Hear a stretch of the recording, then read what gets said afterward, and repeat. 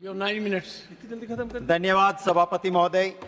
मैं आर्टिकल 114 के तहत पार्लियामेंट का जो फाइनेंशियल कंट्रोल रहता है सरकार के ऊपर, ये उसी का नतीजा है कि अप्रोप्रिएशन बिल लेके सरकार यहाँ पे आई।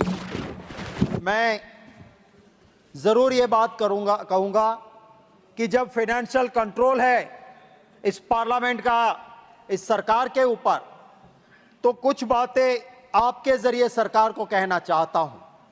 ये देश कृषि प्रधान देश है, उद्योग प्रधान देश नहीं है। आप जरूर बढ़ाइए, इंडस्ट्रीज को आगे बढ़ाइए, मैं इसका विरोधी नहीं हूं, पर आपकी प्रायोरिटी कृषि होनी चाहिए। आप जीएसटी उन किसानों के उस ट्रैक्टर पे, उन बीज पे, उन दवाई पे, उन साधनों पे लगाते हो, और दूसरी ओर आप प्लेटिनम पे कस्टम कम करते हो। प्लेटिनम पहनने वाले कितने लोग हैं? आप प्लास्टिक पे कस्टम बढ़ाते हो। अरे प्लास्टिक हर घर में हर हिंदुस्तानी यूज करता है। प्लेटिनम यूज करने वाले आपके चंद दोस्त हो सकते हैं, आम हिंदुस्तानी नहीं हो सकता है। मैं कहना चाहता हूं कि इस देश में हम रोजगार की चिंता करते हैं। मैंने सरकार को आगाह किया था कि सिंथेटिक डायमंड आ रहा है। गुजरात के उस सूरत में डायमंड पॉलिशिंग हो रही है। कितने युवाओं को रोजगार मिलता है। आप अगर चाइना के ऊपर कंट्रोल नहीं करोगे, आप सिंथेटिक डायमंड के ऊपर कंट्रोल नहीं रखोगे, वो बेरोजगार होगा। सूरत में डायमंड पॉलिशिंग करने वाला आज सुसाइड करने में मजबूर हो रहा है। सावन के महीने में वहां पे कारखाने बंद हो रहे हैं। सरकार की नीतियों की वजह से ये सब कुछ हो रहा है। नीतियों पे मैं चर्चा करता हूं क्योंकि मैं मेरी मर्यादा जानता हूं एप्रोप्रिएशन बिल पे बोलने की।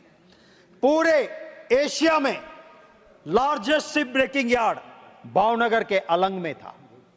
आज वो अलंग की हालत क्या करके रख दी है आपने।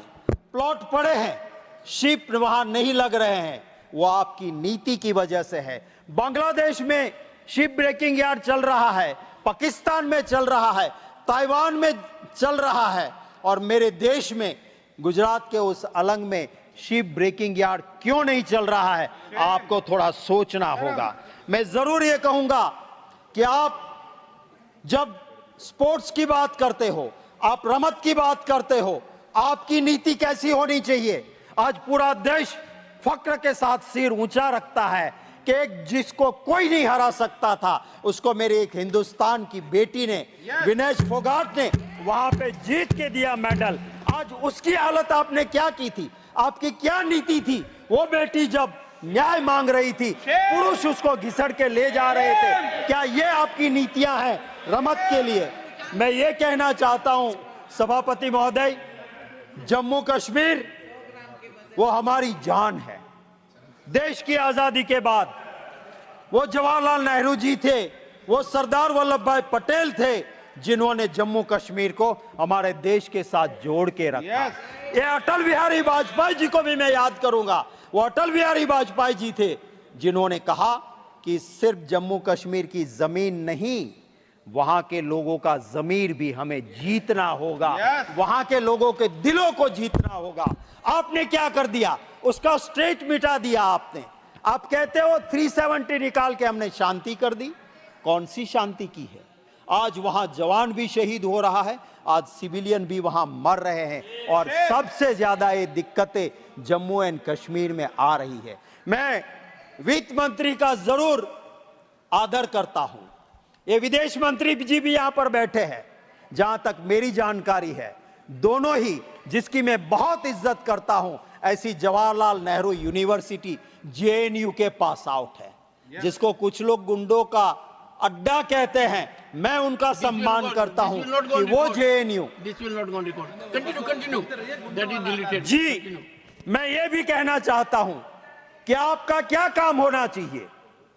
ये देश जब आजाद हुआ, अंग्रेजों ने जितना जहर डालना था डाल के गए थे, भाषा के नाम पे, प्रांत के नाम पे, मजहब के नाम पे।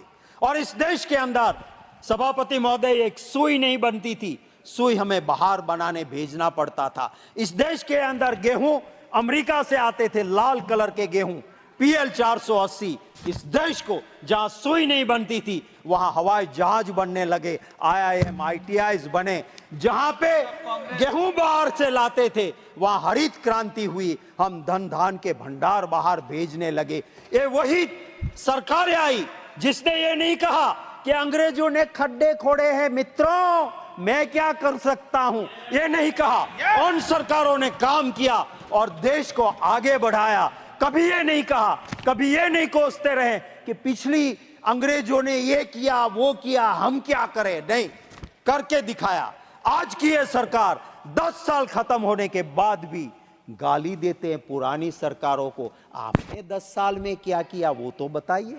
अरे आप पुरानी सरकार को गालियां देते हो, जहां अटल बिहारी वाजपेयी जी भी रहे, जहां चंद्रशेखर जी भी रहे और सरकारें भी रही, आपको उनकी अच्छी बातें दिखाई नहीं देती है। मैं ये जरूर कहूंगा कि आज जो GST का, कल ही मेरा क्वेश्चन था सभापति महोदय, GST में जितनी गड़बड़ियां हो रही है, आप टैक्स का नया स्ट्रक्चर लेके आते हो, पर पुराने स्ट्रक्चर में कौन चोरी कर रहा है इसको पकड़ने की आपकी अपनी काबिलियत होनी चाहिए।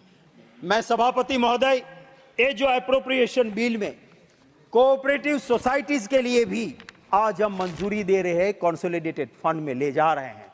जिस सरकार में पहले एग्रीकल्चर एंड कोऑपरेटिव साथ था, वो एक दूसरे को कॉम्प्लीमेंट करते हैं, कॉम्पीट नहीं करते हैं।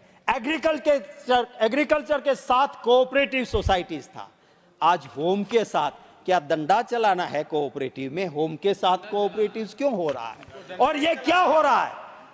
जब बैंकिंग रेगुलेशन एक्ट कहता है कि 8 साल से ज्यादा कोई डायरेक्टर नहीं रह सकता है, मुझे दुख है कहते हुए कि अहमदाबाद डिस्ट्रिक्ट कोऑपरेटिव बैंक में 14-15 साल से चुनाव ही नहीं हुआ है, जहां पहले इस देश के अभी बैठे हुए गृह मंत्री, सहकार मंत्री उसी बैंक के चेयरमैन हुआ करते थे।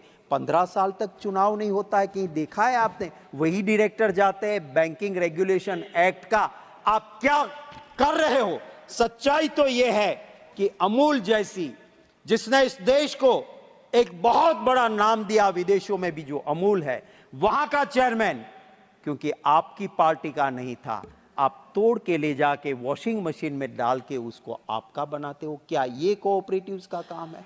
कोऑपरेटिव सोसाइटी का क्या ये काम है? शर्मनाक। क्या ये काम है कि आप मैंडेट दोगे पार्टी का? अरे कोऑपरेटिव सोसाइटीज में कभी भी सभापति महोदय राजनीति नहीं आती थी। राजनीति से ऊपर उठ के सब साथ मिलके काम करते थे। सभापति महोदय, इसी एप्रोप्रिएशन बिल में हम डिफेंस को पैसे दे रहे हैं, मुझे खुशी है। ये जय जवान जय किसान जय पहलवान वाला देश है। मैं कंक्लूड कर रहा हूं सर, नीति आपकी ऐसी होनी चाहिए कि जो जवान आपके वहां भर्ती होता है देशभक्ति के लिए आता है। हम चैन की नींद सोते हैं तो उन जवानों की वजह से सोते हैं। और वहां पे अगर आप अग्निवीर जैसी स्कीम लेके आओगे तो इस देश की सुरक्षा का क्या होगा? इसी चिंता के साथ मैं आपका दिल से धन्यवाद करते हुए